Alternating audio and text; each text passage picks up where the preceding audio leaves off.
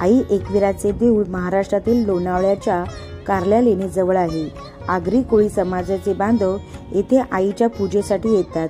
हे कुणबी समाजाच्या लोकांची कुलदैवत देखील आहे. या मंदिरामध्ये एकसारख्या बांधणीची एका ओळीत बांधलेली मूळची 3 मंदिरे पश्चिमोन्मुख आहेत. अश्विन नवरात्र किंवा शारदीय नवरात्रात येथे भाविकांची गर्दी ओसंडून येते.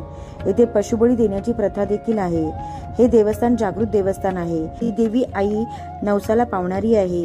हे मंदिर पांडव काळातील आहे. आपल्या वनवासाच्या काळात हे बांधले होते अशी आख्यायिका आहे की पांडवांच्या वनवासाच्या काळात आई एकविरेने त्यांना दृष्टांत देऊन मंदिर बांधण्याची आज्ञा केली आणि देऊळ एकाच रात्रीत बांधायची अशी अट घातली होती.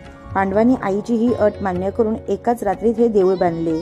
त्यांची भक्ती पाहून देवी आई त्यांच्यावर प्रसन्न झाली आणि त्यांना अज्ञातवासात कोणीही ओळखू शकणार नाही असे वर दिले. सदर मंदिर हे डोंगरावर असून तेथे जाण्यासाठी